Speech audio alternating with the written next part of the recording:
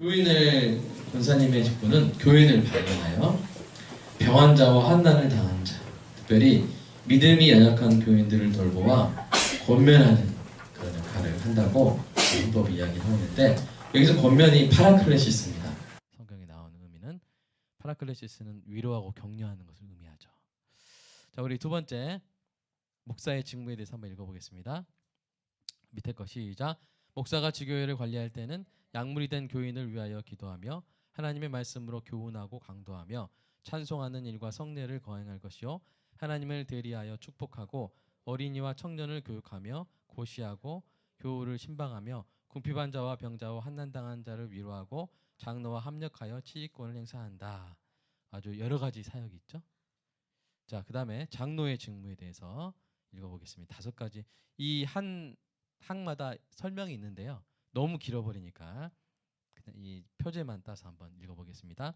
시작. 1번 시작. 교회의 신령적 관계를 총찰한다. 2번 도리 오해나 도덕상 부패를 방지한다. 3번 교우를 신방하되 위로 교훈 간호한다. 4번 교인의 신앙을 살피고 위하여 기도한다. 5번 특별히 신방할 자를 목사에게 보고한다. 그래서 주로 어떤 내용입니까? 영적인 부분을 이제 섬기는 내용입니다. 신령한 관계를 총찰하고 교리나 또 도덕상 오해나 부패를 방지하고요.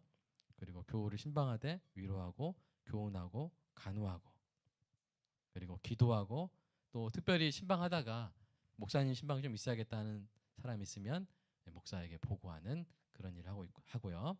집사의 직무에 대해서 한번 배워보겠습니다. 시작. 집사의 직무는 목사 장로와 합력하여 빈빛 궁궁한 자를 권고하며 환자와 갇힌 자와 과부와 고아와 모든 환난 다른 자를 위문하되 행하며 교회에서 수금한 구제비와 일반 재정을 수납 지출한다라고 됐습니다. 그래서 합력하여 목사 장로 합력하여 빈빛 공공한 자를 권고하고 환자와 갇힌 자, 그다음에 과부와 고아와 모든 환난 당한 자를 위문하고, 그리고 구제비와 일반 재정을 수납 지출하는 역할을 한다고 이렇게 우리 헌법이 이야기를 하고 있죠. 자, 한번 이건 우리 헌법이 어떻게 이야기하고 있는가 우리 한번 살펴본 거고요. 이제 30주제로 쓴 우리 기독교 강요 거의 원문을 이제 우리가 강독하는 식으로 우리가 함께 배워보도록 하겠습니다. 첫 번째, 대리적 사역이라고 돼 있죠. 대리적 사역, 그 문단 한번 읽어보겠습니다. 시작. 죄인이었던 신자를 위한 대리적 물음을 행하신 그리스도가 신자를 그리스도를 위한 대리적 사역을 위해 부르신다. 하나님은 자신의 말씀으로 교회를 다스리실 때 자신의 가시적 현존은 드러내지 아니하시고 사람들을 도구로 사용하신다. 사람들은 대리적 사역을 감당할 뿐 그 고유한 권리와 영예는 언제나 하나님께 있다. 하나님이 보이지 않는 섭리를 이루심에 있어서 사람들을 보이는 손으로 사용하시는 이유는 다음 3가지다라고 했는데요. 첫 번째 제목이 뭐라고요? 대리적 사역. 이게 오페라입니다. 라틴어로. 이 대리적 사역인데 이것은 어떤 문맥에서 우리가 살펴봐야 되냐면, 그리스도께서 신자를 위하여 대리적으로 물으셨어요. 물은다는 말은 뭐냐면 우리가 치러야 될 값을 예수님이 대신 치러준 거예요.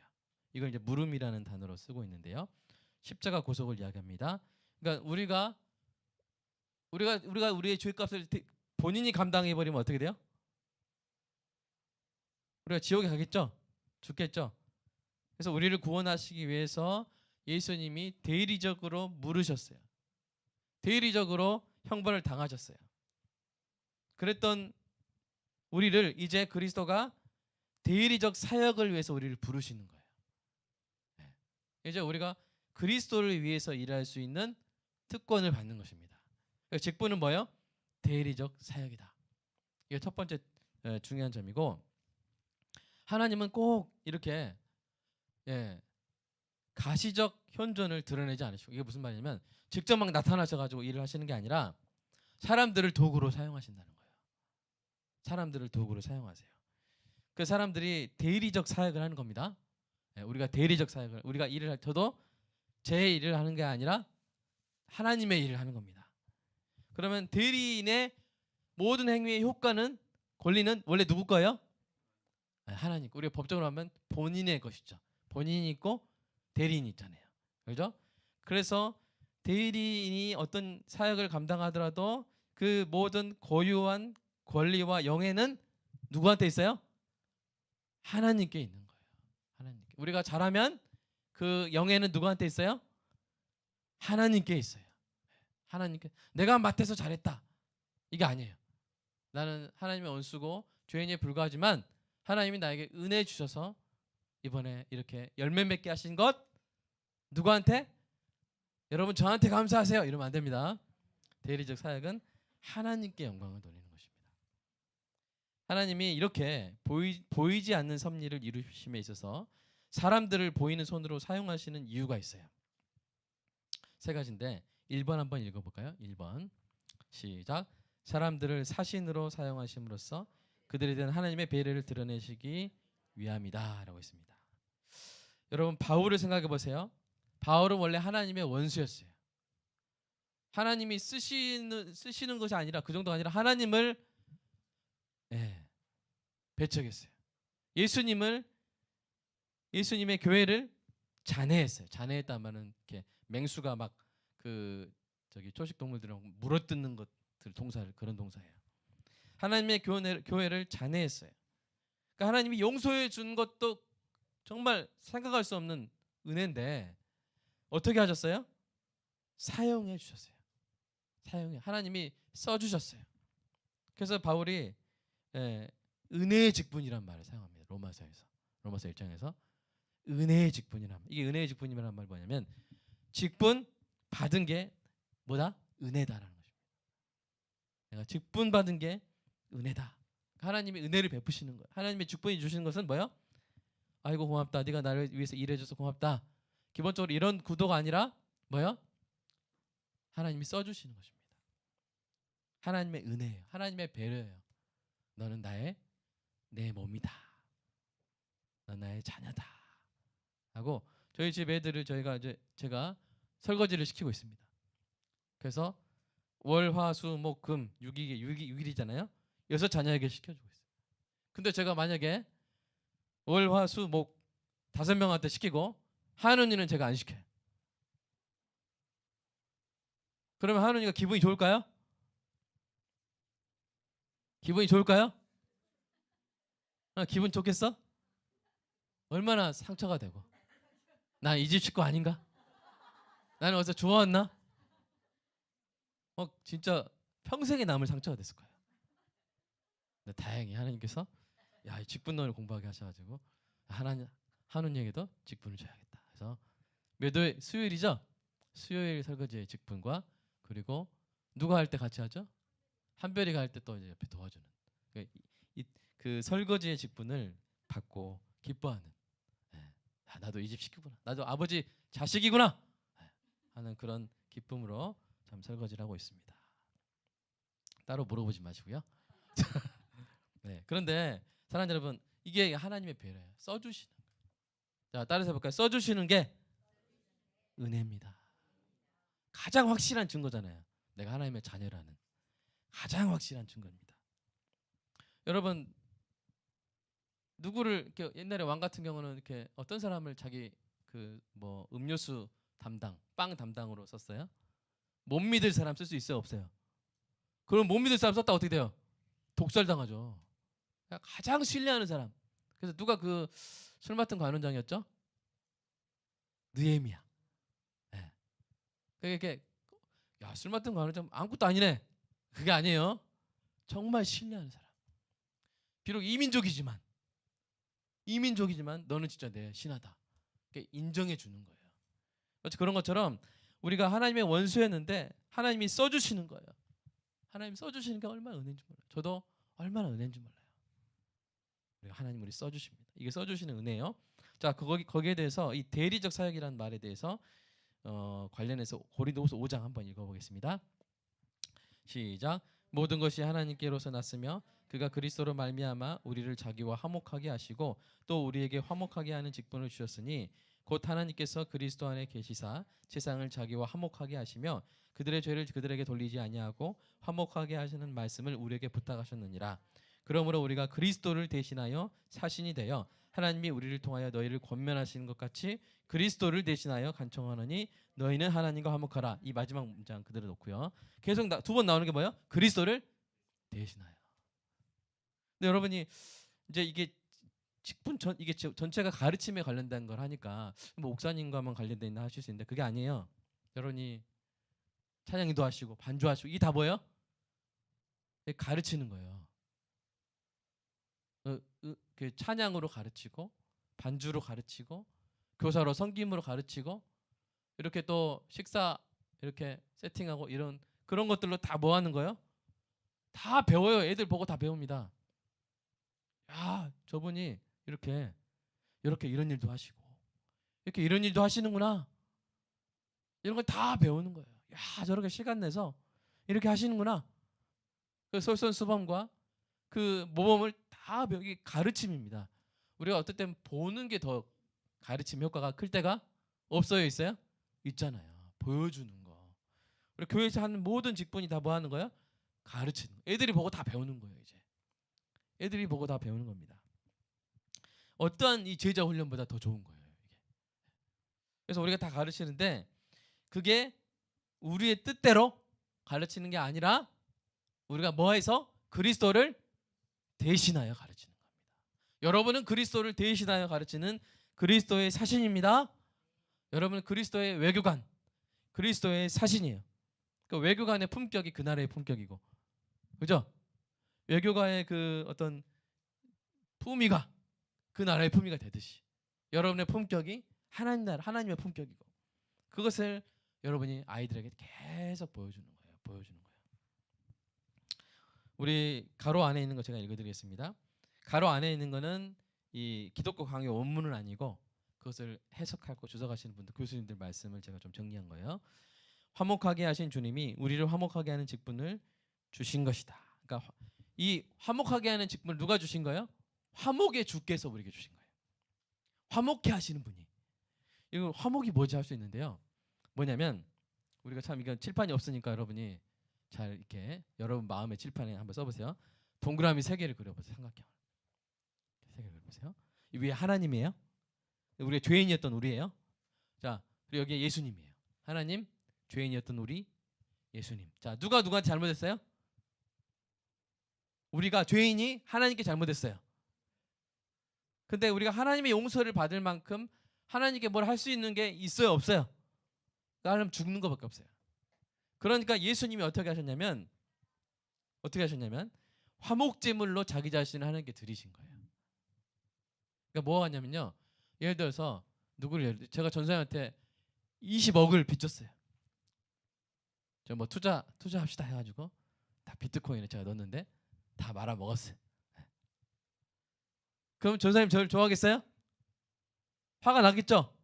그죠? 이 화를 풀어야 되는데 저한테 돈이 있어요, 없어요? 없어요. 그 어떻게 하면 김 전사님이 이 전사님한테 20억을 딱 주는 거예요. 화를 푸세요. 이걸 네 글자로 뭐라고요? 이게 화목제물이에요. 예수님이 자기 자신을 우리의 죄값으로 하나님께 드리신 거예요. 그걸 받으시고 하나님은 누구를 용서하세요? 자, 예수님을 용서하세요? 아니면 우리를 용서하세요? 그게 화목하게 하는 거예요.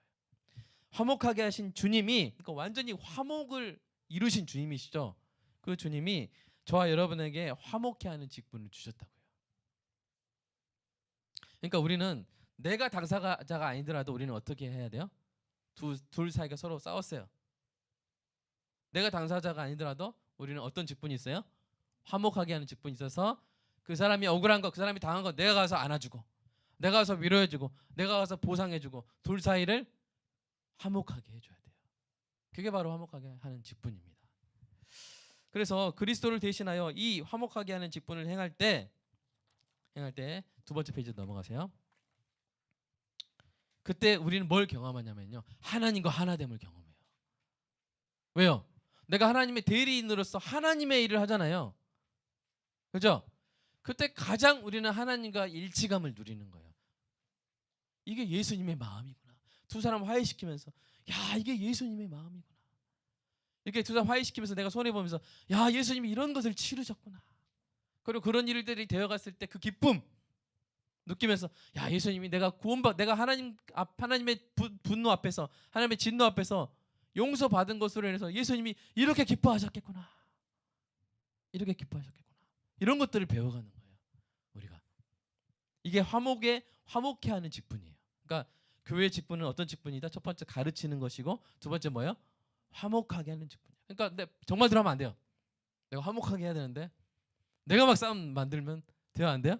그건 정반대예요. 그래서 모든 직분, 목사, 장로, 집사, 권사, 성도, 모든 교사, 모든 것은 다 기본적으로 화목해야 하는 직분이에요. 자, 그래서 그 일환으로 가장 먼저 우리를 그 화목해 하는 직분이 어떤 기쁨이 있는지 경험하게 하시려고 우리를 사용하시는 거예요. 우리를 직접 하나님이 직접 그 일을 하시는 것이 아니라 우리를 도구로 사용하시는 거예요. 경험하게 하시고 하나님의 그 화목해 하신 주님의 그 마음을 기쁨을 느끼게 하시고 배우게 하시고 그래서 그렇게 해서 화목함을 받은 사람이 또 다른 사람을 화목하게 하고 그러기 위해서 하나님이 우리 직분자들을 사용하신다. 사람을 사용하신다는 거예요. 자, 두 번째 한번 읽어볼까요? 시작. 우리가 우리와 같은 심지어 우리보다 못한 사람들의 입을 통해 하나님의 말씀을 듣게 하심으로써 겸손에 이르는 훈련을 가장 효과적으로 받게 하시기 위함이에요. 그래서 여러분 여기에 저보다 훌륭하신 분들이 대부분 있어요. 여러분이 저보다 다 대부분 훌륭해요. 인간적으로. 그러나 목사를 통해 여러분 하나님의 말씀을 들으시죠. 하나님이 이렇게 하시는 건 뭐예요? 그러려면 뭐가 필요해요? 여러분에게 겸손이 필요하잖아요. 여러분 저를 통해서 하나님 말씀 들으려면 여러분에게 정말 뭐가 필요해요? 겸손이 필요하잖아요. 겸손이 필요하잖아요. 제가 미국에 한번 이렇게 연수 간 적이 있는데 바이블랜드 갔는데 예수님 역할을 하는 목사님이 있어요. 그러니까 진짜 딱 보면 예수님 같아요. 막 안기고 싶어요. 막. 키도 엄청 크고 진짜 똑같이 금발에 예수님 같아요. 그분이 말씀하시면 진짜 예수님 말씀하시는 것 같은 느낌. 어떤 이런. 근데 제가 그런 느낌을 주진 않잖아요. 딱 정확히 동양인이잖아요. 동양인. 그죠? 그럼에도 불구하고 여러분이 저희 설교를 통해서 뭘 들어요? 하나님 말씀을 듣는 거예요. 그때 뭐가 필요해요? 겸손이 필요하잖아요. 겸손. 이 겸손에 이르는 훈련을 효과적으로 받게 하시기. 여러분 제가 이 교환을 작성한 게 아니라 누가 썼어요? 지금 칼빈이 쓴 겁니다. 저도 같이 배우는 거예요. 강독하면서. 칼빈 선생님이 이렇게 쓰신 거예요. 사람을 통해서 말씀을 전하게 하시고 하나님 말씀으로 듣게 하신 것은 모든 사람으로 하여금 겸손에 이르게 하시기 위해서. 그리고 복음의 핵심 능력 목표가 뭐예요? 겸손이에요. 이미 복음의 핵심 목표 자체가 겸손이야. 교만의 가장 큰 뿌리가 뭐예요? 교만이잖아요. 여기 죄의 가장 큰 뿌리가 뭐예요? 교만이잖아요. 근데 그 죄의 가장 큰 뿌리인 교만을 깨는 게 뭐예요? 복음이에요. 그 복음의 결과가 겸손이라는 거예요. 겸손이란 거예요. 그러니까 들을 때부터 겸손에 이르게. 그래서 하나님께서 그 자신의 지혜의 보화를 연약하고 깨어지기 쉬운 질그릇에 숨긴 이유가 여기 있다는 거예요. 사도 바울이 뭐라고 했어요? 이 보배를 질그릇에 담았다. 자기가 질그릇이란 거예요. 여러분 사도 바울이 어떻게 생겼는지 아세요? 1세기 문헌에 보면 코는 이렇게 매부리 코고 막 휘어졌고 이렇게 머리는 많이 까졌고 이렇게 등은 구부졌고 정말 인간적으로는 볼품이 없었대요. 인간적으로 볼품 없고 민족도 어디 민족이에요? 유대 민족. 아주 소수 민족. 돈도 없죠. 맨날 이렇게 노숙하고 하니까 얼마나 꾀죄죄해요. 그런데 그런 사람이 입에서 나오는 게 하나님의 말씀이잖아요. 그러니까 그 바울을 통해서 바울을 막 저게 무슨 목사냐, 저게 무슨 사도냐라고 했던 사람들이 고린도 교회에 있었던 거예요. 근데 바울이 그때 뭐라고 변증하는 거예요? 하나님이 보배를 질그릇에 삼으셨다고. 그렇게 함으로 사람에게 주목하지 않는 거예요. 사람에게 주목하지 않고 담긴 보배에 주목하도록 하나님이 하시는 겁니다. 생각해 보시죠. 만약에 우리가 정말 학식이 뛰어나고 세상적인 조건이 가장 뛰어난 엘리트 중에 엘리트의 그런 설교만 그런 사람만 설교권이 있다. 그러면 어떤 문제가 발생해요? 아주 가장 훌륭한 사람들은 설교 들을 때가 있어요, 없어요? 없는 거예요. 박사님들은 설교를 못 들어요. 뭐야 저기 석사인데 석사 설교를 내가 왜 들어? 석사 말을 내가 왜 들어? 막 이렇게 하면서 설교를 들을 수가 없어요. 이런 문제가 발생하고 또 이게 무엇에 대한 대답이죠? 왜 보이는 손 사람을 직분자로 사용하셔서 가르치게 하시는가? 이게 질문이죠. 그 두 번째 답변이잖아요. 만약에 하나님이 다 직접 직통 계시로 하신다고 생각해 보세요. 어떤 일이 일어날까요? 어떤 일이 일어날까요? 여러분 직통 계시로 하나님이 말씀하신다면 그렇게 신약에도 그런 방법으로 하기로 결정하셨다면 어떤 일이 일어날까요? 가짜 직통 계시로 받은 사람이 이렇게 말씀하셨다 했을 때 검증할 수 있어요, 없어요? 없어요. 그럼 교회는 혼란 가운데 빠지고 다 교만하게 모세가 좀 잘못한 것처럼 보이는 행동을 했어요. 이방 여인하고 이제 결혼했어요. 그러니까 미리암이 뭐라고 말해요? 야, 여호와께서 모세와만 말씀하시더냐? 하고 대들었죠. 그죠? 결과는 어떻게 됐어요? 미리암이 문둥병 걸려버렸잖아요. 그러니까 이게 하나님이 모세를 통해서 말씀하시고 모세를 통해서 이스라엘에게 그 말씀을 전파하신 거, 여기 다 이유가 있는 거예요. 그렇지 않고 막 다 각각 받게 하면 다 갈라지고, 그래서 그 이유가 어디로 연결됩니까? 3절로 연결되죠. 3절 한번 읽어볼까요? 시작. 구원의 진리와 영생을 관한 가르침을 통해서 3번 시작. 구원의 진리와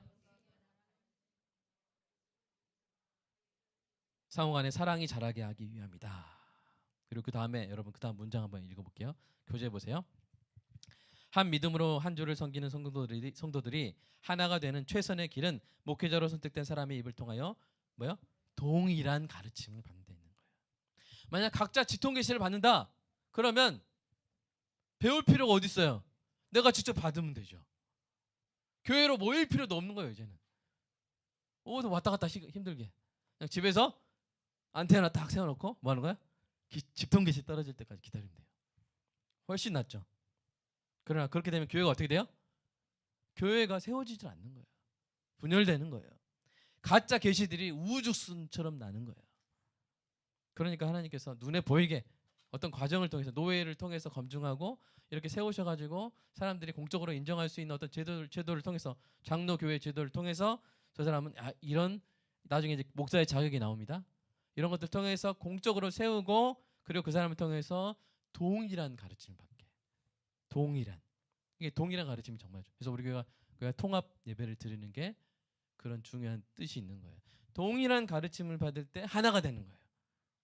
교회가 하나가 되는 거예요. 네. 그래서 하나님께서 눈에 보이는 사람을 직분자로 사용하신다는 것을 우리가 알 수가 있고요. 자, 두 번째 교회 직분의 영예와 신비 두 번째 단락으로 넘어가겠습니다. 이 부분 한번 읽어볼까요? 시작. 교회 직분은 성도가 누리는 최고의 영예이다. 하나님은 가르치는 자들을 세우셔서 자신의 교리를 해석하고 선포하게 하신다. 복음의 사역은 그것이 성령과 의와 영생의 경륜을 이루기 때문에 가장 뛰어나고 영광스러운 일이다. 하나님의 뜻이 이러함으로 복음의 일꾼들의 발이 아름다우며 그들의 말을 듣는 것이 곧 하나님의 말씀을 듣는 것이다. 네, 여기 예로 되어 있는데 하나님이 고넬료를 사랑하셨어요. 하나님을 경외하고 자꾸 이렇게 구제하니까. 근데 하나님이 그러면 고넬료한테 바로 말씀을 주시면 되잖아요. 근데 꿈과 이상을 누구한테 주세요? 베드로한테 막 꿈을 주세요. 막 이렇게 보자기에 이렇게 못 먹는 음식 막 내려 보내셔가지고 막 그래서 몇 번이나. 네.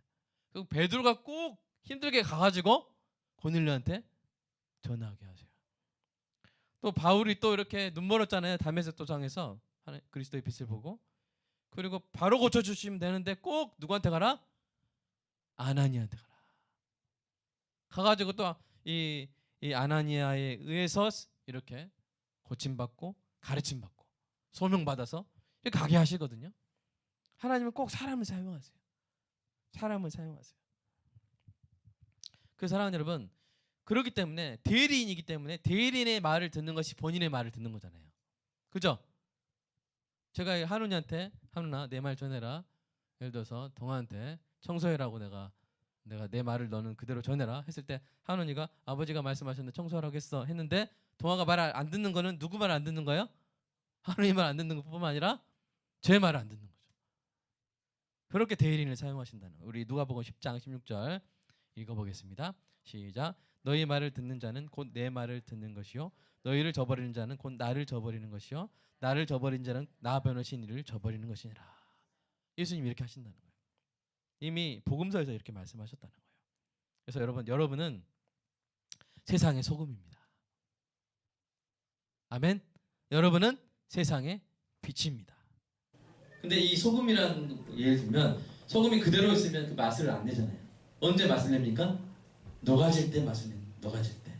나를 들여 성도와 이웃을 섬기면서 내가 녹아질 때 소금 역할을 하는 것이죠.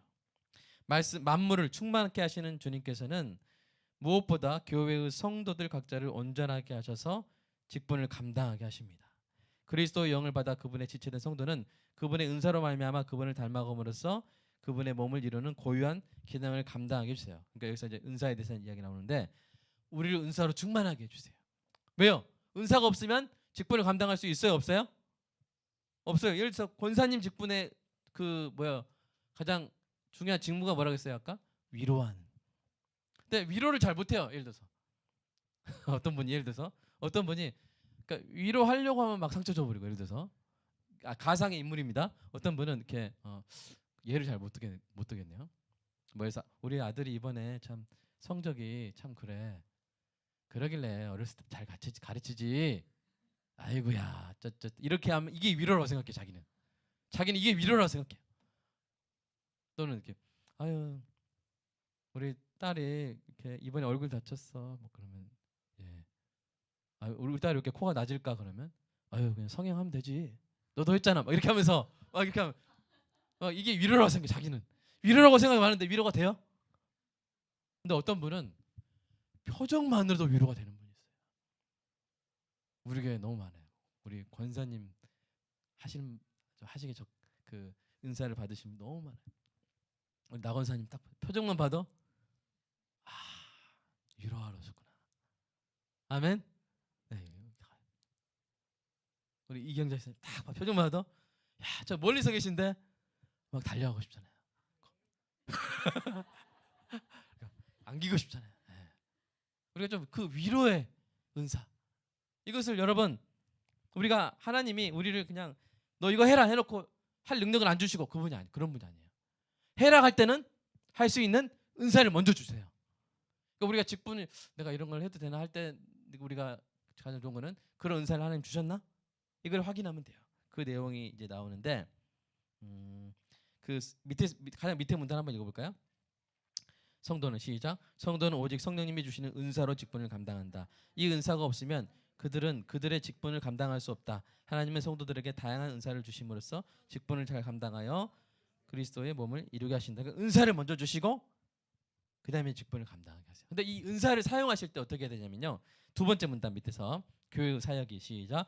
교회의 사역이 그러하듯이 성령의 은사도 다양하다. 마치 다양한 성부는 파트예요. 소프라노 테너 그거들이 모여서 화음을 이루듯이 성도들은 각자의 은사를 다른 은사와 조화롭게 사용해야 한다.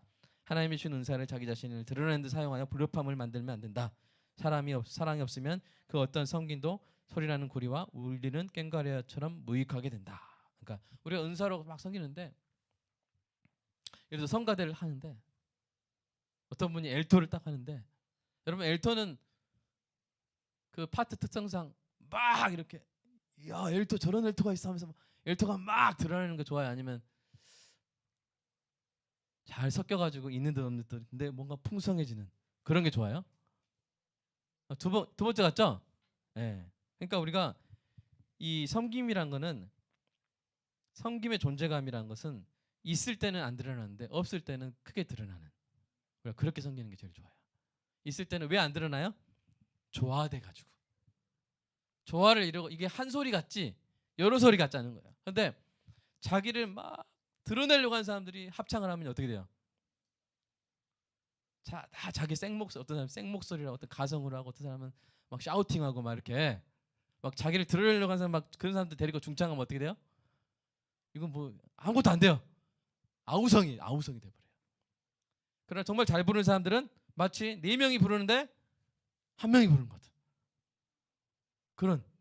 근데 교회의 은사는 바로 그렇게 조화롭게 사용해야 된다고 우리가 가르치고 있는 것입니다. 우리 3페이지 넘어가겠습니다. 그래서 모든 지체가 그리스도 안에서 하나가 되는 게 교회의 사역의 신비예요. 모든 지체가 하나가 되는 게. 자, 3번. 그래서 성경적 직분은 어떤 것이 있느냐? 뭐 구체적으로 보도록 하겠습니다. 성경적 직분의 원리가 경건과 사랑이에요. 근데 자, 우리 가로 안에 거 한번 읽어볼까요? 시작. 교회의 직분은 주님이 정하신 것이다. 직분자들이 충성됨이 교회가 그리스도로 얼마나 충만해져 있는지를 보여주는 거예요.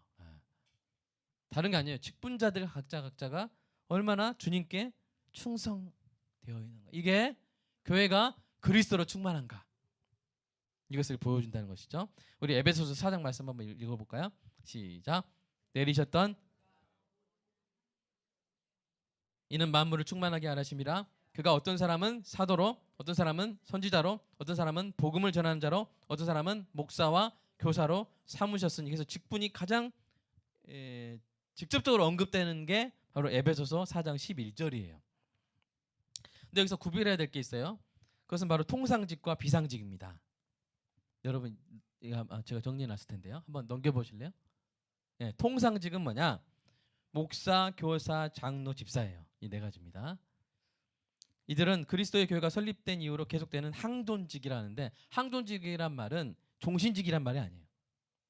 한번 뭐면 한번 영원한 뼈다, 이게 아니라 항상 교회에는 이런 직분들이 있다는 말이에요. 무슨 말인지 아시겠죠? 교회 관점으로 하는 말이에요. 항상 교회에는 이런 직분들이 존재한다. 근데 그 직분들이 어떤 직분이에요? 목사, 교사, 장로, 집사가 항상 교회에는 존재한다. 근데 이제 아까 우리가 권사를 우리 헌법에서 봤는데, 그래서 권사가 1장으로 다시 돌아가면 임시 직원이에요. 그래서 권사는. 근데 이 권사는 제가 좀 이제 정확히 연구를 더 해야 되는데 아마 감리교 쪽에서 온 그런 직분이라 하더라고요. 그래서 이제 특별히 우리 한국 교회에서 교회가 처음에 이렇게 참 성장할 때 그 여성도들의 그 활약이 얼마나 컸습니까?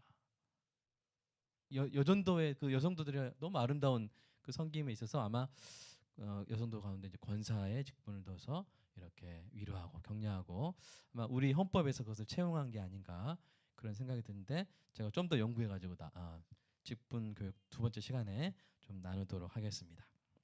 그래서 우리 권사는 그렇게 정리하시고, 제가 볼 때 로마서 12장 8절 여기 밑에서 그 밑에서 3번째 문단 보면 이렇게 제가 말씀 한번 인용해 놨잖아요.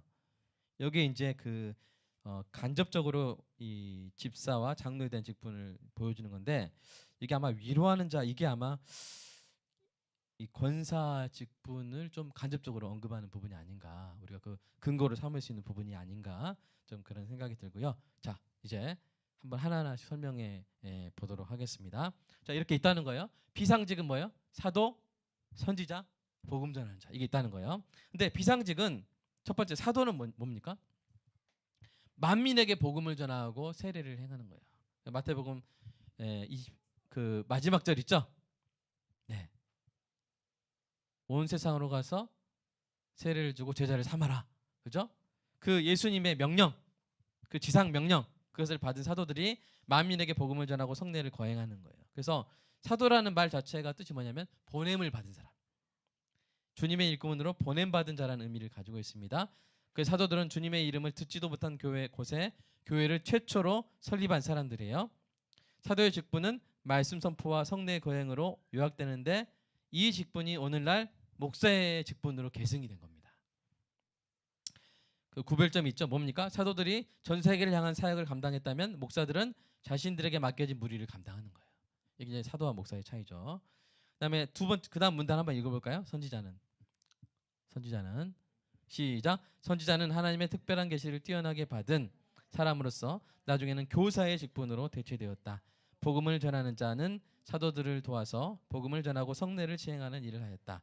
이 직분은 비록 주님에 의해서 세움을 받았으나 사도에는 미치지 못한 사람을 칭한다. 이러한 3가지 직분들은 정당하게 조직된 교회에는 존재할 여지가 없다. 이게 무슨 말이냐면, 아까 사도는 어떤 직분으로 계승됐다 그랬어요? 목사의 직분으로 계승이 됐고요. 선지자의 직분이 바로 교사의 직분으로 계승된 거예요. 그러니까 특별히 하나님의 말씀을 잘 해석하는 사람이 교사예요. 근데 여러분이 이제 주일학교 교사를 생각할 수 있는데 수준으로 치면 거의 신학 교수급이어야 돼요. 그러니까 한국 교회의 교사가 그렇게 많지 않아요. 정말 교사라고 할 수 있는, 정말 교사라고 할 수 있는 사람은 이제 그렇게 많지 않아요. 근데 참 어떻게 보면 한국 교회 가장 부족한 게 그런 교사예요. 정말 신학 교수급에 잘 가르치고 깊이 깨달은 사람. 네. 그래서 그 선지자의 직분이 교사로 대체됐고요.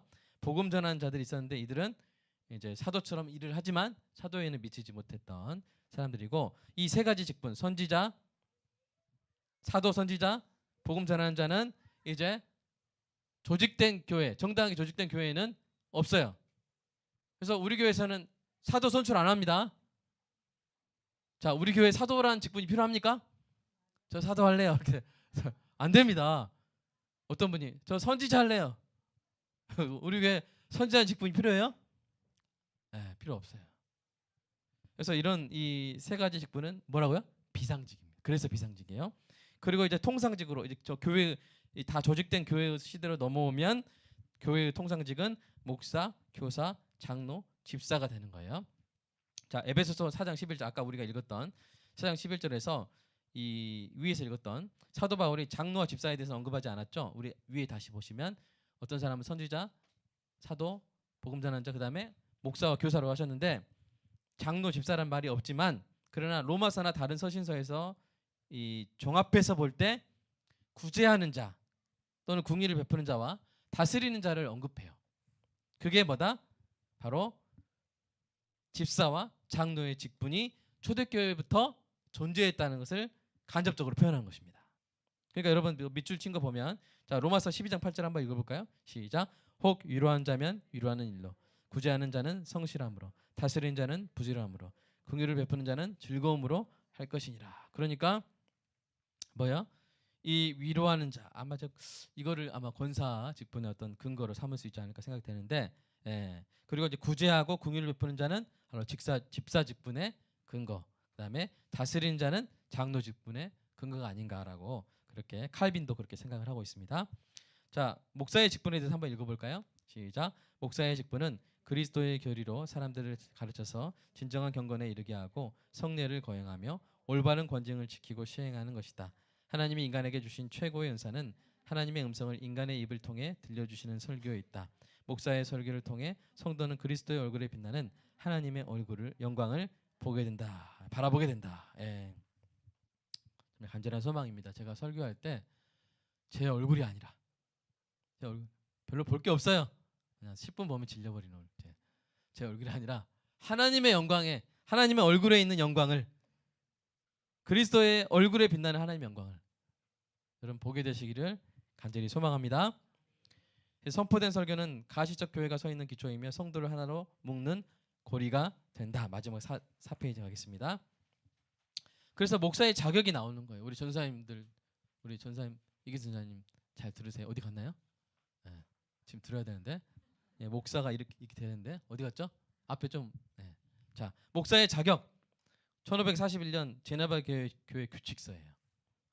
자, 읽어볼까요? 시작. 목사의 직분을 감당하기 위해서는 하나님의 소명과 말씀에 대한 선하고 거룩한 지식과 더불어 그 말씀을 잘 전하여 사람들을 세울 수 있는 능력이 필요 불가결하다라고 돼 있어요. 세 가지가 있어야 돼. 뭐요? 소명, 그다음에 지식이 있어야 돼요. 항상. 근데 이 지식은 그냥 한 3년 동안 공부해놓고 땡 아니에요. 계속 공부해야 돼요. 제가 가장 반성하고 있는 부분입니다. 계속 공부. 그러니까 저는 상당히 어떤 뭐랄까 여러 가지 일을 하면서도 이거를 놓치지 말아야 돼요. 항상 공부를 해야 돼요. 공부를. 제가 공부 안 하면 여러분 저는 뭐라고 해야 돼요. 공부 좀 하시라고. 이렇게 제가 공부를 해야 돼요. 거룩한 지식. 이게 신학이 가장 깊어요. 모든 학문 중에 끝도 없어요. 자, 그리고 뭐가 있어야 돼요? 능력이, 어떤 능력이에요? 하나님의 말씀을 정확하게 이해하고 명확하게 가르치는 은사가 필요해요. 네. 하나님의 말씀을, 교리를 정확하게 제가 먼저 이해하고 여러분한테 명확하게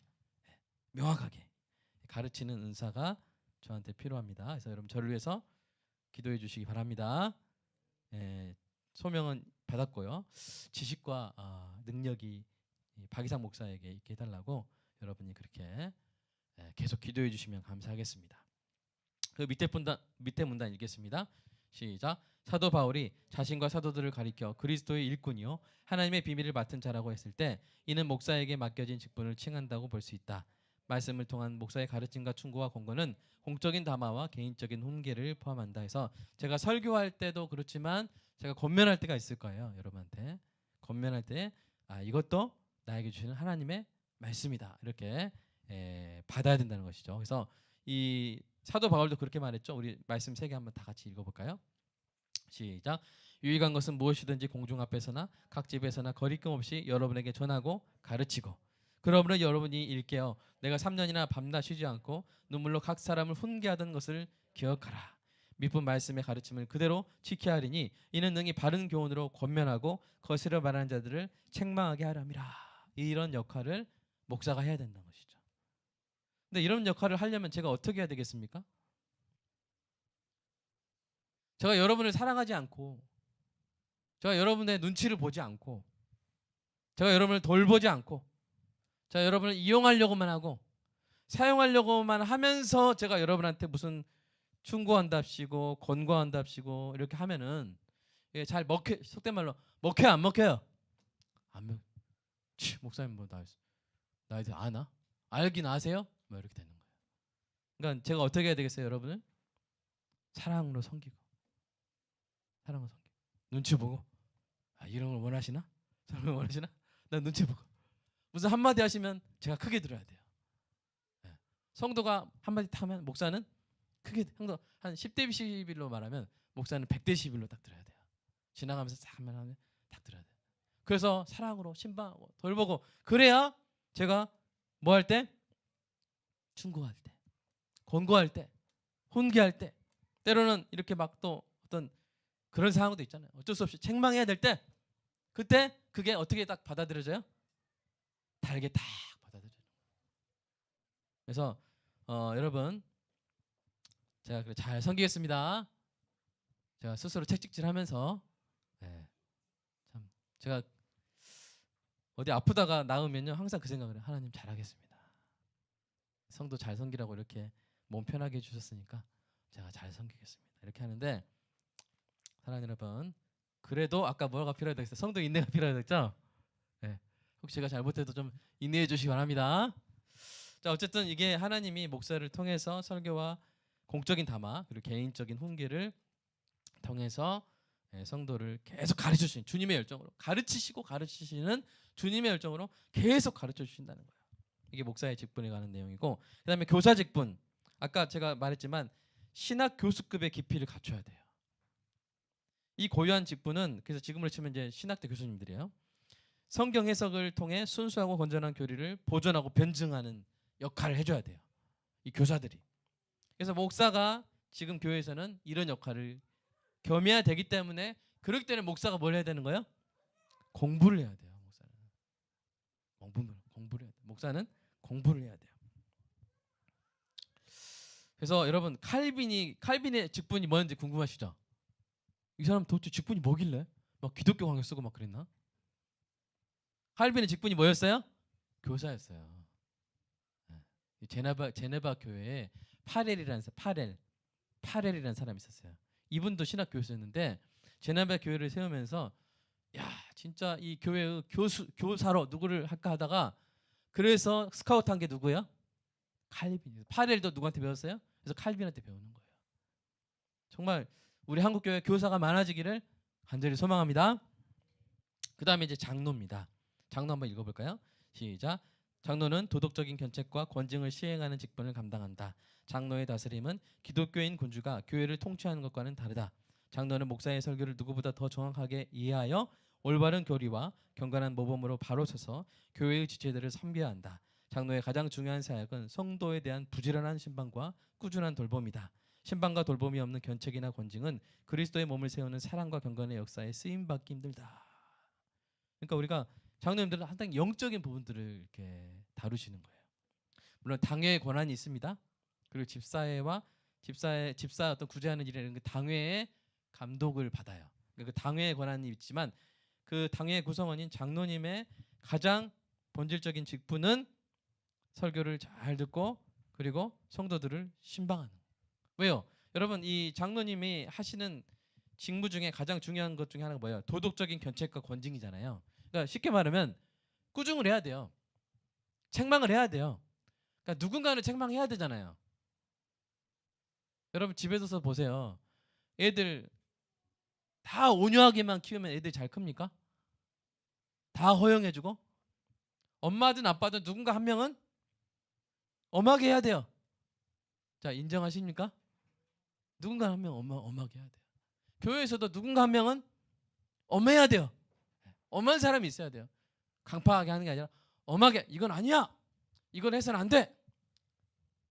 그래서는 안 돼. 라고 정신 번쩍 나게 말을 해줄 사람이 필요해요. 그런데 장로님들이 좀 그런 역할을 해야 된다는 거예요. 장로들이. 근데 아까 제가 말했지만 저 목사랑 똑같아요. 평소에 사랑을 막 주고 평소에 챙겨주고 평소에 나를 정말 사랑하는 자상하게 챙겨주는 사람이 안 돼. 그러면 안 돼요. 그러면 그게 상처가 돼요. 아니면 날 사랑하시는 저분이 날 위해서 저렇게 하시는구나. 이게 설득이 돼요.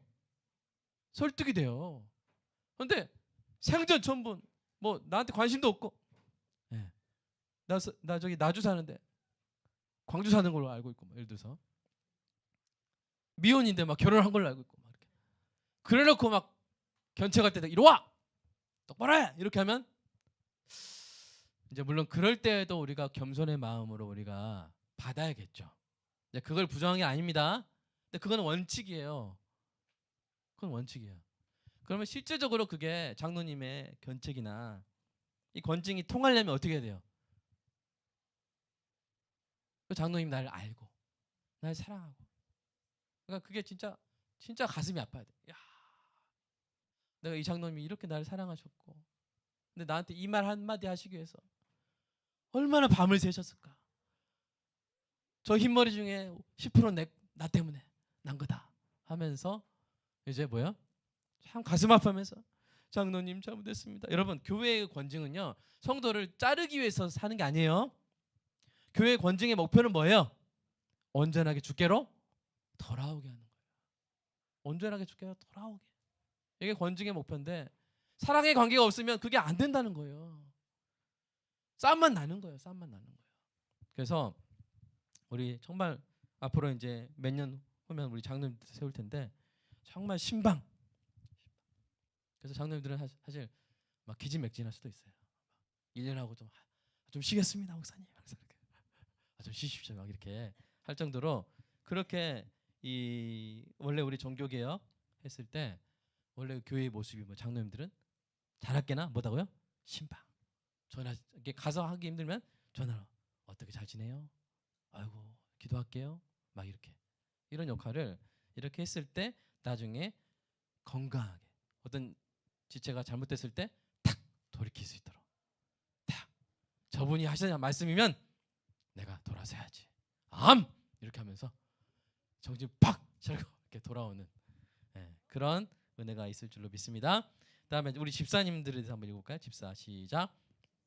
가난한 사람을 구제하는 사역과 가난하고 병든 사람을 돌보는 사역을 한다.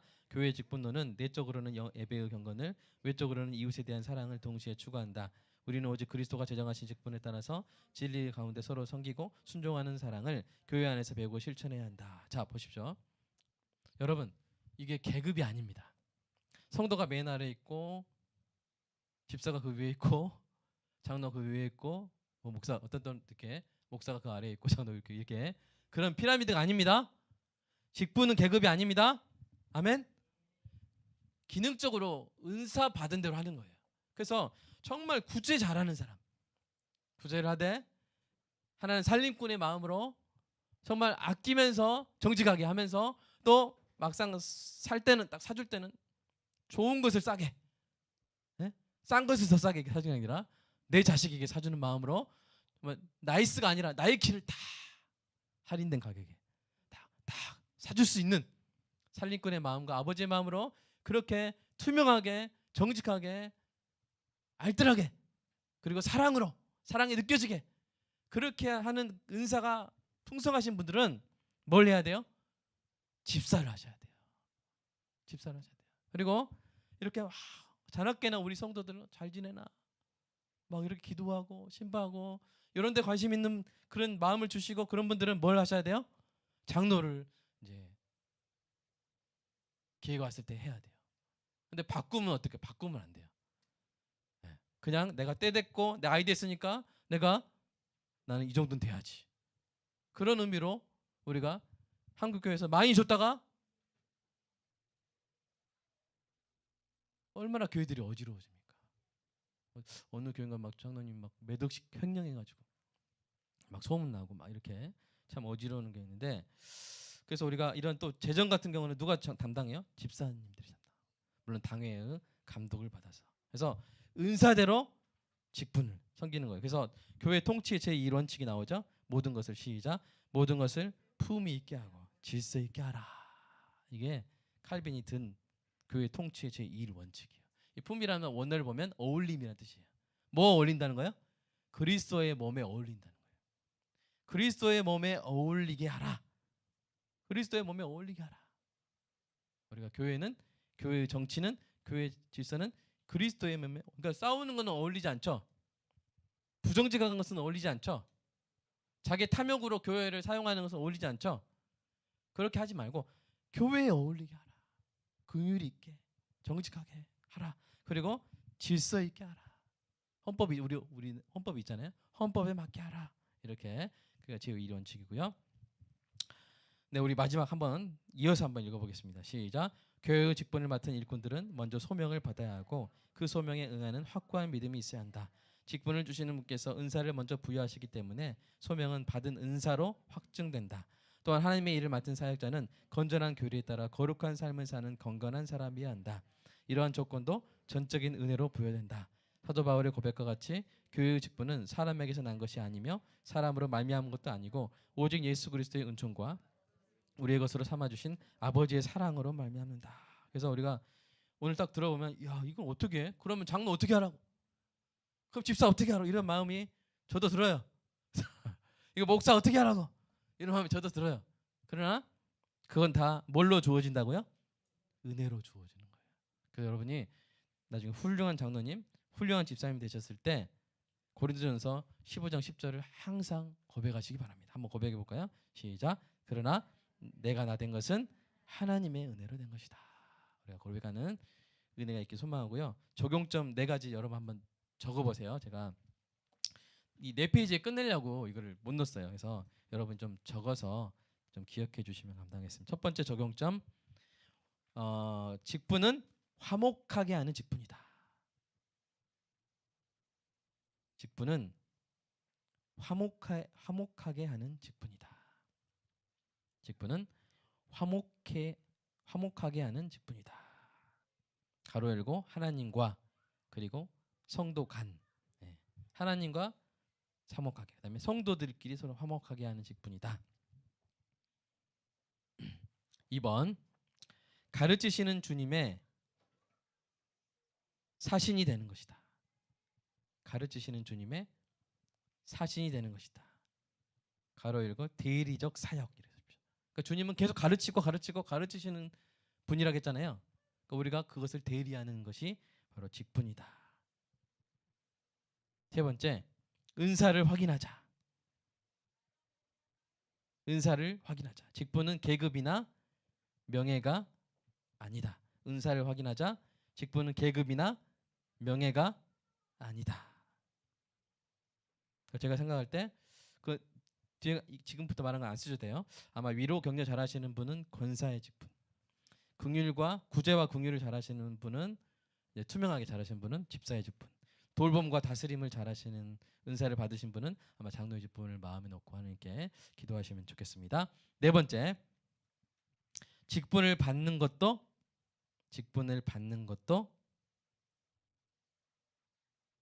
잘 감당하는 것도 직분을 받는 것도 잘 감당하는 것도 다 하나님의 은혜다. 그래서 대리인으로서 자, 직분을 받는 것도 또 잘 감당하는 것도 다 하나님의 은혜다. 그래서 대리인으로서 항상 하나님의 권리와 영예를 하나님께만 돌리자. 대리인으로서 항상 하나님의 권리와 영예를 항상 하나님께만 돌리자. 이렇게 이 부분을 우리가 적용점으로 삼아서 마무리하면 좋겠습니다.